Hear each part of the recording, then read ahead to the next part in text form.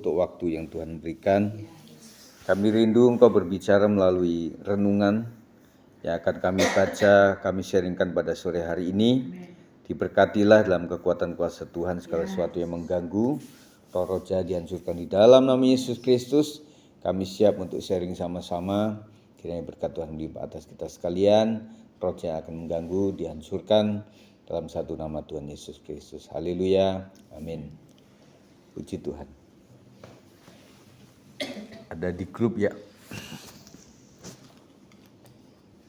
Judul renungannya adalah bahayanya menyimpang. Pembacaan hari ini salah satunya adalah di dalam 2 Petrus 2 ayat 15 sampai 16.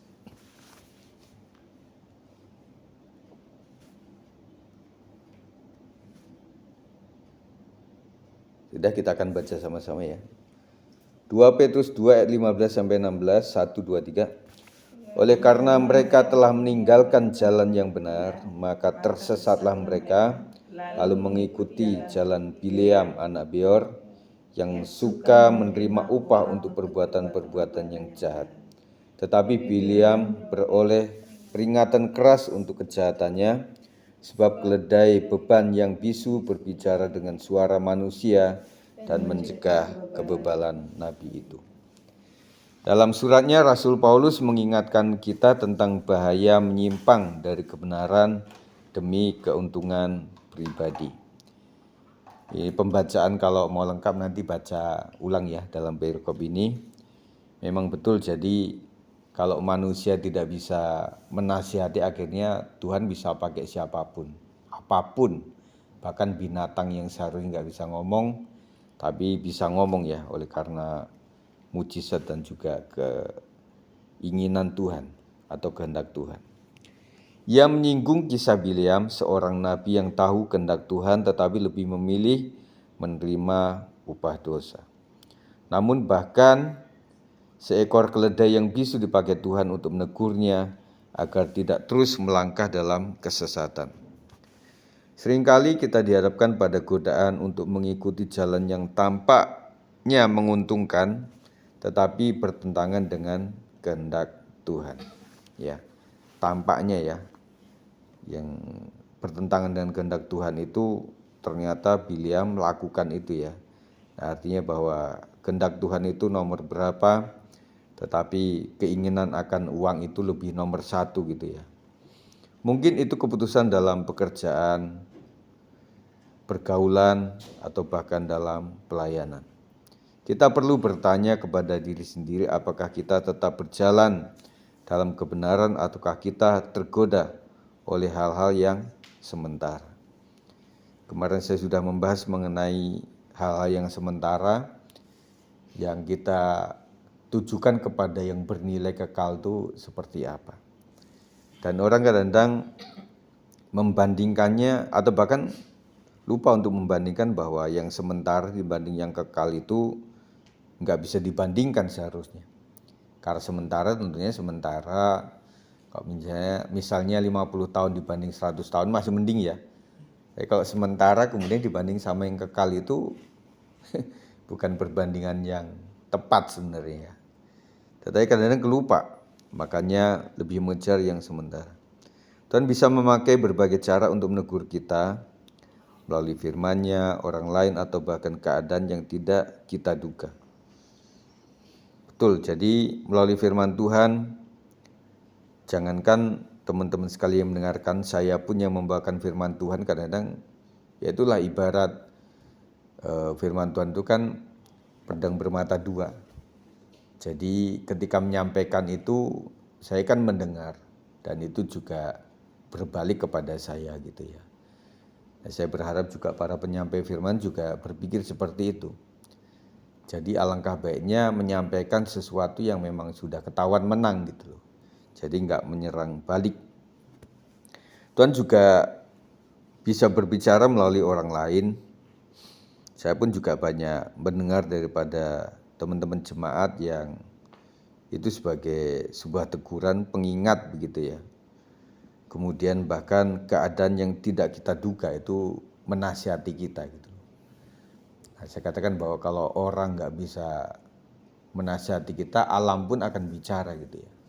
Melalui kejadian alam, bencana alam atau apapun itu ada hikmat yang Tuhan ingin bicara tentang apa gitu ya. Yang terpenting adalah apakah kita mau mendengar dan kembali kepadanya. Jadi yang terpenting dari semuanya adalah kita nggak menjadi bebal, tetapi kita tetap mengikuti arahan Tuhan melalui bicaranya, melalui firman-Nya, melalui orang lain, melalui keadaan sekitar kita. Nah, sekalian kita juga dalam doa juga berbicara tentang ya Tuhan, kami datang kepadamu dengan hati yang terbuka. Nah, di sini mengandung arti bahwa datang kepada Tuhan itu harus dengan hati yang terbuka. Jujur gitu loh. Jadi apa adanya. Ampuni kami jika dalam perjalanan hidup ini kami sering tergoda oleh hal-hal yang menjauhkan kami dari kebenaran-Mu. Jadi ketika kita datang kepada Tuhan, yang pertama kita terbuka hatinya, kemudian kita jangan lupa minta ampun atas setiap kesalahan kita kepada Tuhan. Yang sering jalan kita memang salah, sadar atau tidak sadar, terpaksa atau tidak terpaksa. Tetapi saya percaya bahwa ketika kesalahan dilakukan itu gak ada alasan lah buat Tuhan itu. Ya Tuhan, minta ampun karena memang saya gak sadar atau apa gitu ya. Karena buat Tuhan itu salah ya tetap salah begitu. Nah, mumpung masih hidup kita minta ampun kepada Tuhan. Bukalah mata dan hati kami agar peka terhadap teguran-Mu, dan berilah kami keberanian untuk kembali kepada jalan yang benar. Buka mata dan hati itu juga membutuhkan kekuatan Roh Tuhan, supaya kita juga bisa membuka mata dan hati kita terhadap teguran Tuhan. Dan kemudian kita juga membutuhkan keberanian untuk kembali kepada jalan yang benar. Nah, kalau kita salah kemudian cuma kita sendiri, baliknya gampang. Tetapi kalau kita udah salah kemudian ada di sebuah tempat, komunitas atau apa, untuk balik itu memang membutuhkan keberanian yang nggak mudah. Makanya sering saya sampaikan itu, yang penting awalnya lah. Kalau awalnya itu kita udah terbuka, jujur tentang sebuah aturan, kalau di perusahaan, aturan apapun, nah nanti akan mudah. Nah, kalau awalnya kita itu sudah kayak ngikutin yang tidak sesuai dengan kehendak Tuhan, untuk yang kedua, 3 kali itu lebih sulit dan membutuhkan keberanian. Berani melakukan yang benar artinya kadang-kadang masa depan juga jadi hilang begitu ya.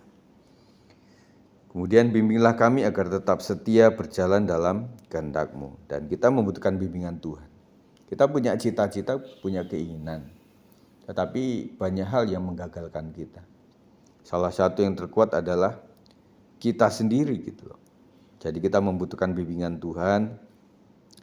Dan Tuhan itu memang 1 hari 24 jam lah membimbing kita itu. Kalau kita mau ya, mau dibimbing oleh Tuhan itu. Dan tentunya bimbingan Tuhan itu luar biasa. Supaya kita itu tetap setia berjalan dalam kehendak Tuhan. Dan banyak faktor yang membuat kita tidak setia. Makanya saya suka menghitung, mengukur kesetiaan itu. Kita itu memang berbagai hal yang mempengaruhi kita ya. Bersyukurlah kita itu memiliki keluarga yang semuanya Kristen, memiliki teman-teman yang memang mau membantu. Itu adalah penguat untuk kita menjadi media untuk kita sekalian untuk bisa setia. Dan ternyata kenapa saya katakan demikian, karena pengalaman membuktikan bahwa orang bisa setia di satu wilayah, dan ketika dia itu pindah tempat, maka dia bisa menjadi nggak setia gitu. Karena memang lingkungannya. Makanya firman Tuhan mengatakan apa? Pergaulan yang buruk itu merusakkan kebiasaan yang baik. Makanya kita doakan anak-anak kita itu, kalau memang harus ada di sebuah wilayah yang harus banyak orang-orang yang bersalah, ya semoga dia itu kayak ikan laut gitu loh.